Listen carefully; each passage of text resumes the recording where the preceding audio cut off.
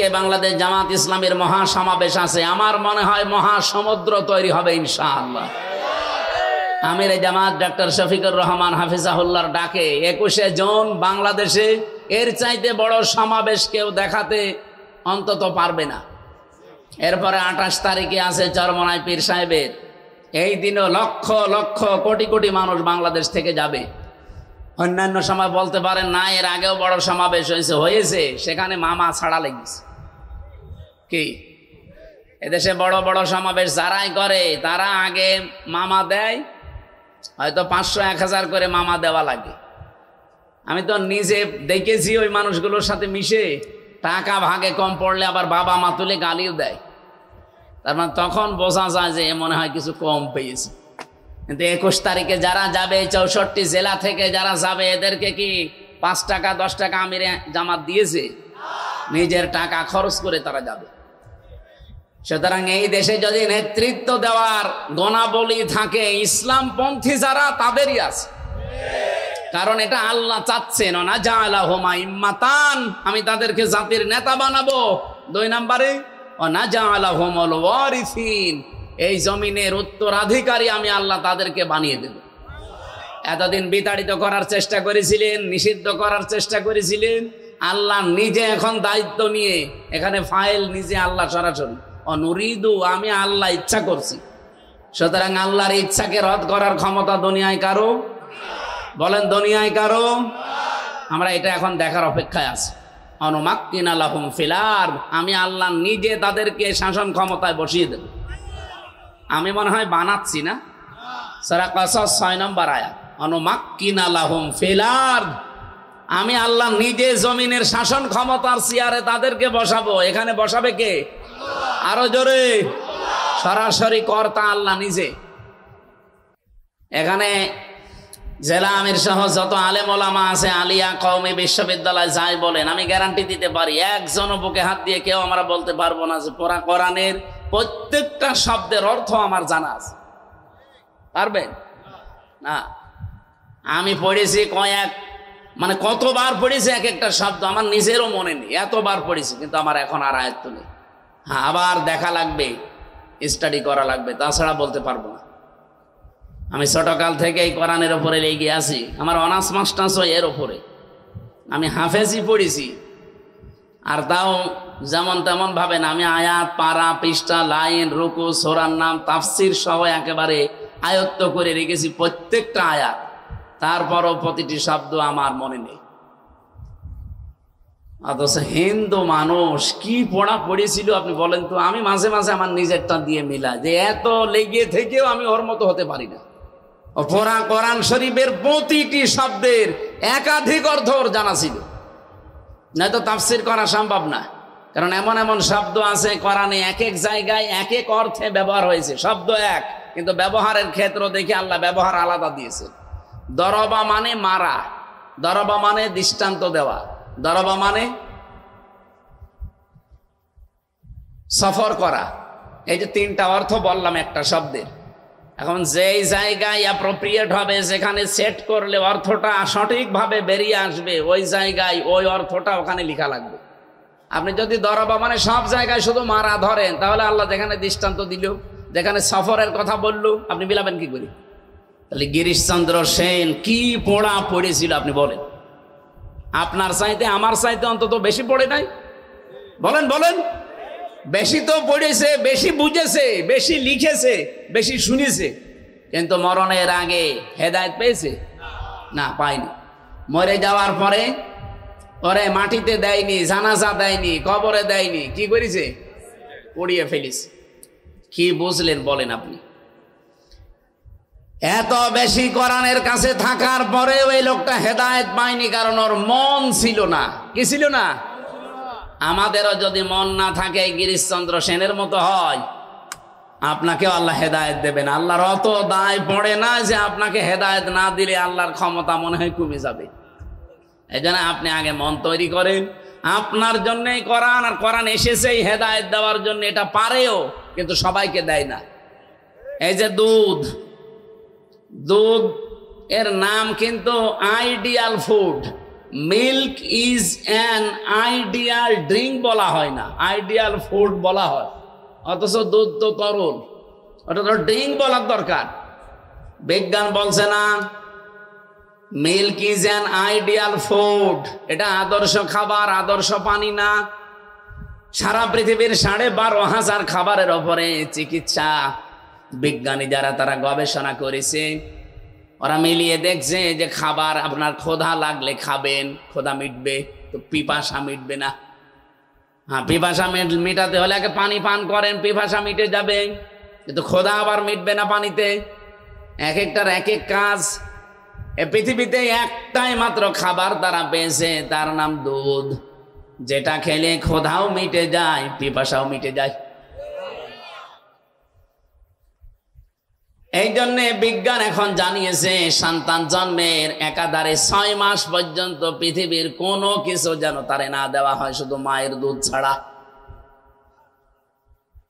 2 বছর পর্যন্ত দুধ খাওয়ানোর নিয়ম। যেই সন্তান যত বেশি মায়ের দুধ খেতে পারবে, তাকে পৃথিবীর রোগ শোক থেকে আল্লাহ তত বেশি বাঁচিয়ে রাখবে। এমনকি সে হুষ্টপুষ্ট হবে, মোটা তাজা থাকবে, রোগ শোক থেকে প্রতিবন্ধকতা সৃষ্টি হবে এই দুধের কারণে। আমার মনে হয় আমি একটু জন্মের পরে দুধ কম পেয়েছিলাম, এই জন্য আমার শরীরই চলে না। এই 2 জন মনে হয় একটু বেশি পেয়েছে। কিন্তু আমার আফসোস লাগে, এখন আমাদের মেয়েরা অনেকেই তারা সন্তানকে এখন আর দুধ দিতে চায় না। মনে করে আমার ফিগার নষ্ট হয়ে যাবে, আমার স্বাস্থ্য খারাপ হয়ে যাবে। পৃথিবীর কোন জিনিস যদি এক জায়গায় জমাট হয়ে থাকে, ওটা কিন্তু আর ঠিক থাকে না, নষ্ট হয়ে যায়। এই যে পানি, নদীর পানি যদি আপনি বাদাল দিয়ে রাখেন, ঠিক থাকবে? পচন ধরবে, ওখানে পোকামাকড় তৈরি হবে, দুর্গন্ধ বের হবে, নষ্ট হয়ে যাবে। আর ছেড়ে দিন, স্বচ্ছ নির্মল পানি আসতেই থাকবে। লোহা লক্কড়াস এক জায়গায় রেখে দেন, মরিচা ধরবে, জং ধরবে, নষ্ট হয়ে যাবে। ওটা যত বেশি কাঁচে লাগাবেন তত ওর ধার ঠিক থাকবে। এক কথা বলছেন না কেন? পৃথিবীর প্রতিটি জিনিসে টাকা পয়সাও এক জায়গায় রাখা ওভাবে ঠিক না, ওর হক যত আদায় করবেন তত ভালো থাকবে। পৃথিবীতে ক্ষমতাও এক জায়গায় ঠিক না, এইটাও গরম হয়ে যায়। 15 বছর যদি একাধারে তাদের কাছে না থাকতো, এত গরম হতো না। কথা বলে না কেন? পৃথিবীর কোন জিনিস যেহেতু এক জায়গায় রাখলে ঠিক থাকে না, রাখলেই নষ্ট হয়ে যায়। ঠিক মায়ের স্তনে আল্লাহ যে দুধ দিয়েছেন, এটা যদি জমাট করে রাখেন, এখানে ক্যান্সার হওয়ার সম্ভাবনা। আপনি ফিগার ঠিক রাখার জন্য বলছেন না আমি দুধ খাওয়াবো না, শেষে ক্যান্সার হলে কেটে বাদ দেওয়া লাগবে, তখন টের পাবেন। আমি আর নিচে নামলাম না।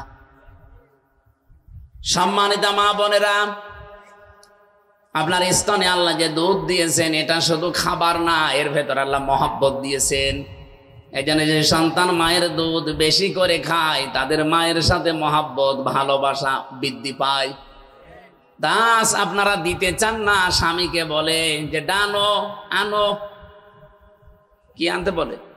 ডানো, ডানো আনো। মনে হচ্ছে পাগল পেয়েছে আমাদের। ডানো না এনে দিলাম, কিন্তু ডানো বানায় কি দিয়ে? পশুর খাবার দিয়ে, পশুর দুধ দিয়ে বানানো হয় এই ডানো। ওর ভেতরে যে 19টা জিনিস পাওয়া যায়, ডানোর ওখানে লেখা আছে, দেখবেন একটা একটা করে পশুর দুধের কিছু নিয়ম নীতি ওর ভেতরে পাওয়া যায়। এই জন্য ডানো খেয়ে যারা মানুষ হয়, দেখবেন বড় হয়, এই মানুষগুলো আর মানুষের চরিত্রে থাকে না, পশুর মতো হয়ে যায়। এরাই বড় হলে তখন মা বাবার আর সম্মান, ভালোবাসা, শ্রদ্ধা দেয় না, তখন বৃদ্ধাশ্রমে রেখে আসে। এক কথা বলছেন? দুধের কত বড়, কত ফজিলত আছে দুধের। প্রতিদিন একটা সন্তান মায়ের স্তন থেকে কমপক্ষে 8 বার 10 বার করে দুধ পান করতেই থাকে। একবারে যদি দুধ পান করে, কমপক্ষে 1 পোয়া করে পান করলে এক দিনে 2 কেজি পান করে। আমি আমারটা হিসাব করে দেখেছি। আমি যদি একা, আমি হিসাব করলাম আমার মায়ের স্তন থেকে কমপক্ষে আমি 2 বছরে 36 মণ দুধ খেয়েছি।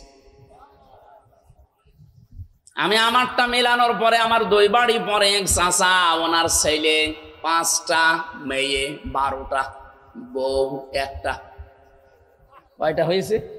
17টা। আমি ক্যালকুলেটর নিয়ে ওনারটা একটু হিসাব করলাম, দেখি ওনারটা কয় কেজি হয়। মোবাইল আছে, বের করেন তো। 36 মণ যদি এক একটা সন্তান 2 বছরে খায়, 17 36 কত হয়? তাড়াতাড়ি করেন না, আরো বেশি হওয়ার কথা। চিন্তা করেন, ওই মহিলার ওজন খুব বেশি হলো 50-60 কেজি হবে। 612 মণ দুধ আল্লাহ তার শরীর থেকে বের করেছে।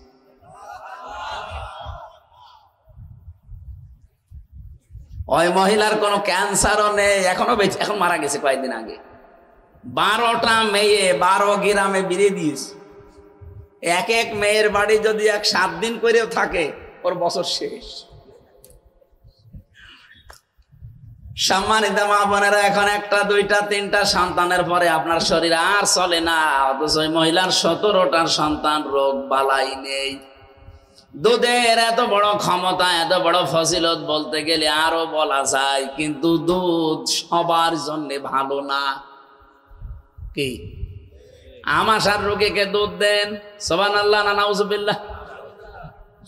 তোর পায়খানায় থাকা লাগবে সবসময়। দুধ তো ভালো। এখন কি দুধের দোষ না ওর পেটের দোষ? বলেন বলেন। এই যে সূর্যটা আলো দেয়, ওর কাজই আলো দেওয়া। পৃথিবীতে সবাই সূর্যের আলো পায় না? সবাই পায় না। অন্ধ যারা আলো পাবে। এখন কি দোষ সূর্যের না ওর চোখের? আল্লাহ বলেন যালিকাল কিতাব, এই কিতাবের আগে আলিফ লাম দিয়ে নির্দিষ্ট করলাম কেন জানো? এই কারণেই করেছি, কোরআন হেদায়েত দিতে পারে কিন্তু সবাইকে না। যেই লোকটা কোরআন থেকে হেদায়েত নিতে পারে না, এ দোষ আমার কোরআনের না, এ দোষ ওর কপালে। আজকের আলোচনা থেকে আমরা হেদায়েত নিতে চাই কোরআন থেকে, রাজি আছেন না? দল মত জাতি বর্ণ ধর্ম নির্বিশেষে সবার জন্য আজকের আয়োজন। খুশি হয়ে বলেন আলহামদুলিল্লাহ। এই যে আলহামদুলিল্লাহ বললেন, এখন তো হয়তো টের পাওয়া যাচ্ছে না, চোখ এখনই বন্ধ হয়ে যাক। কিয়ামত পর্যন্ত কবরে বসে বসে যদি আলহামদুলিল্লাহ বলেন, একটা নেকিও পাবেন না। যতক্ষণ চোখ বন্ধ না হয় ততক্ষণ নেকি পাবেন। আর একটা নেকির মর্যাদা মূল্য তখন বুঝে আসবে যেদিন কিয়ামতে আপনার একটা নেকি কম হয়ে যাবে। আল্লাহ পাক পাঠাবেন, যাও নিকট আত্মীয়দের কাছে যাও। ইয়াউমা ইয়াফিরুল মারউ মিন আখিহি ওয়া উম্মিহি ওয়া আবিহি ওয়া সাহিবাতিহি ওয়া বানিহি। রব্বুল আলামিন বলেন, মানুষ প্রথমে যাবে তার ভাইয়ের কাছে, এরপরে মায়ের কাছে, এরপরে বাবার কাছে, এরপরে নিজের স্ত্রীর কাছে, সন্তানের কাছে, বন্ধুর কাছে, এরপরে দুনিয়ার অন্যজনের কাছে।